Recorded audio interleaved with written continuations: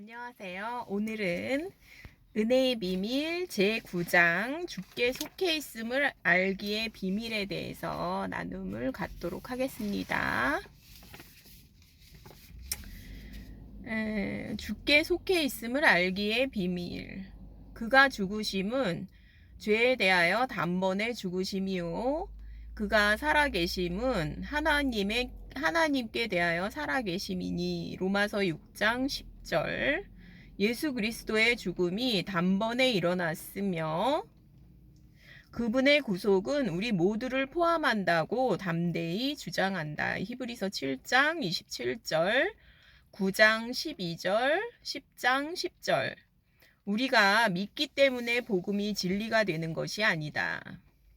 복음이 진리이므로 우리가 그것을 믿고 있는 것이다. 복음은 뭔가를 권유하는 것이 아니라 우리가 누리는 축복에 대해 알리는 것이다. 그것은 앞으로 누릴 축복된 메시지가 아니라 모든 인류가 지금 현재 누리고 있는 축복의 메시지이다. 그런데 받아들이질 않으면 믿음을 화합지 않아서 이걸 누리지 못하고 있는 거죠.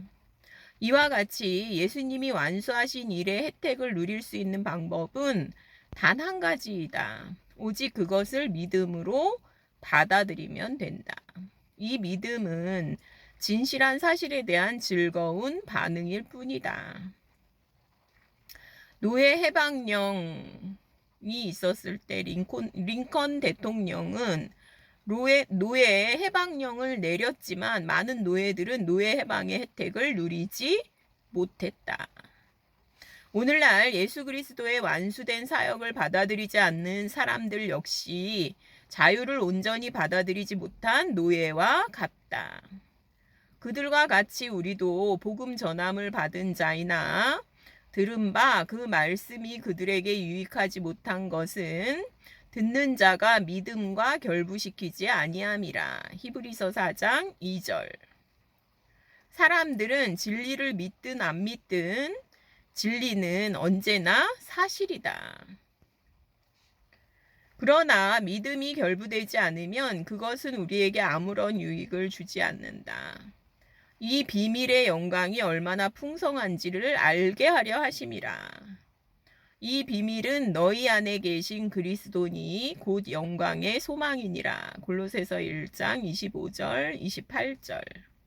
주께 속해 있음의 비밀은 많은 사람에게 영광스러운 진리이다.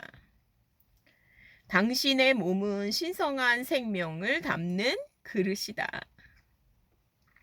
당신이 예수님을 믿으면 당신이라는 그릇에서 그분의 생명이 끊임없이 넘쳐 흐르게 된다. 우리가 창조된 이유는 신성한 생명을 담아내고 이를 드러내기 위해서다. 예수 그리스도의 생명을 받음으로써 상속받은 영광의 풍성함을 알면 우리는 그 복음을 이해할 수 있다. 예수 그리스도를 가진 것은 모든 것을 가진 것이다.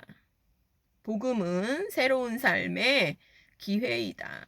구하거나 생각하는 모든 것에 더욱 넘치는 특권들로 가득 찬 삶을 누리자. 주님은 우리에게 풍성함의 유언을 주셨다. 새 생명이 주어지다. 당신의 행동을 가리키며 그것은 진실이 아니라고 속삭이는 유혹에 속지 말라.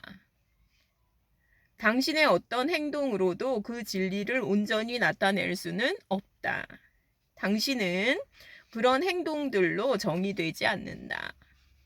하나님의 아들을 내어줌으로써 하나님은 당신의 아들을 내어주심으로써 우리를 정의하셨어요. 즉, 예수님이 우리를 정의하셨죠. 당신이 자신에 대해 제대로 알면 자신의 진정한 정체성에 맞게 행동할 수 있게 된다.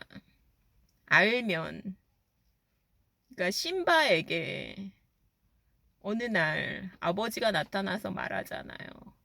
내가 누구인지를 기억해라. 그러니까 심바가 그 전에는 벌레도 무서워하던 심바가 행동이 달라지잖아요. 자기가 왕이라는 거를 알아요. 그러면 행동이 달라지죠. 우리도 마찬가지죠. 우리 자신에 대해 제대로 알면 우리 자신의 진정한 정체성에 맞게 행동이 나온다는 거죠.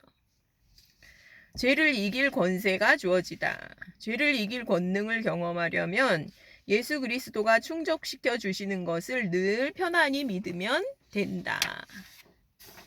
그리고 이미 죄에 대해 죽었음을 깨달아야 된다. 죄에 대하여 죽은 우리가 어찌 그 가운데 더 살리요. 로마서 6장 2절. 죄에 대해 죽었다라는 것은 우리의 유산에 속한다고 분명히 가르친다. 왜 그러냐면 죄는 죄에 대해서 죽었기 때문에요. 죄는 힘을 잃어요. 하나님이 주신 정체성의 실제를 깨닫는다면 당신은 더 이상 죄를 지으며 살려 하지 않을 것이다. 그의 죽으심은 죄에 대하여 단번에 죽으심이요. 그의 살으심은 하나님께 대하여 살으심이니. 로마서 6장 10절. 그러니까 우리가 이걸 기억하고 죽은 걸 뭘 자꾸 생각을 해요. 죽었는데. 죄에 대하여 단번에 죽으셨는데 뭘 자꾸 생각해요. 우리는 그냥 하나님께 대하여 살으면 돼요. 이거 놀라운 걸 주신 거거든요. 이제 당신은 모든 죄에 대해서 죽었다. 이제 당신은 오직 하나님께 대하여 살아있다. 하나님은 당신의 욕구와 흥미를 자극하신다. 마침내 당신은 죄를 이길 권능을 가졌다. 우리 옛사람이 십자가에 못 박힌 것은 죄의 몸이 멸하여 다시는 우리가 죄에게 종노릇하지 아니하려 함이니. 로마서 6장 6절. 이제 더 이상 죄의 종노릇하지 않아도 되는 거예요. 죄에 대해서 죽었기 때문에 죄는 힘을 잃어요. 새 자유가 주어지다. 그리스도 안에서 자신의 정체성을 알지 못하면 자유를 경험할 수 없다. 자신의 정체성을 알지 못할 때 율법이 영적으로 더 나은 삶을 안내할 거라 생각하고 삶을 그 율법으로 포장하게 된다. 그러면은 노력하게 되고 위선을 떨게 되고요.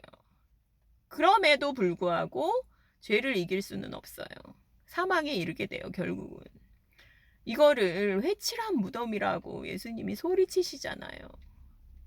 독사의 새끼들이라고 소리치잖아요. 그러니까 종교적인 계명은 오히려 사망에 이르게 한다. 거듭난 그리스도인은 은혜로 구원받은 죄인이 아니다. 우리는 더 이상 죄인이 아니에요. 우리는 거룩한 자예요. 거룩한 자, 성도예요. 성도. 성도라는 거는 거룩한 물이에요. 근데 여전히 죄 거리니까 우린 죄인이야. 우리는 약해. 우리는 죄성이 있어. 우리는 연약해. 우리는 죽었어. 이러니까 안 되는 거예요. 죄의 권세를 이길 수가 없는 거예요. 우리는 살아있는 자예요. 우리는 하나님께 대하여 살아있는 자잖아요. 우리의 정체성을 알아야 된다는 거죠. 예수님은 우리를 죄로부터 자유롭게 하려고 오셨는데 우리는 왜 계속 자신을 죄인으로 구분짓고 싶어 할까? 죄에 대하여 죽은 우리가 다시 태어났잖아요. 근데 왜 자꾸 예전 거를 왜 자꾸 들먹거리는 거냐고요. 모든 것이 내게 가나 다 유익한 것이 아니요. 고린도전서 6장 12절. 우리에게는 모든 것이 허락됐어요. 자유로워요. 예수님이 당신을 통해 살고 계셔요. 그러니까 당신이 원하는 대로 해도 돼요. 왜 그러냐면 예수님이 살고 계시기 때문에. 얼마나 놀라운 거예요. 당신이 예수님 안에 속했다는 비밀을 접할 때 전에는 몰랐던 자유를 발견하게 된다. 진리는 우리에게 자유를 주시려고 진리를 알려주신 거거든요. 진리가 오신 거거든요. 직접. 우리 안에 오신 거거든요. 진리가 우리를 자유케 하거든요. 그 진리이신 예수님이 우리 안에 오신 거거든요. 새 본성. 성령과 하나 되었다. 하나님의 소망이 나의 소망이 된다. 성령에 의해 사로잡힌 사람은 계속 죄를 지으며 살고 싶어 하지 않는다. 당신이 예수 그리스도의 성령을 믿음으로써 행동의 생기가 더해지는 것. 그것이 바로 하나님의 계획이다. 은혜의 비밀 중에서 이제 9장 주께 속해 있음을 알기의 비밀인데요. 우리는 로마서 6장 11절에 서 있어야 돼요.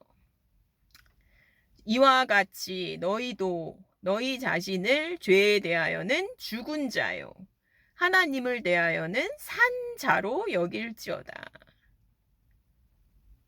로마서 6장 11절. 우리는 이 방법밖에는 없어요. 죄를 이길 수 있는 방법은 이 방법밖에 없어요.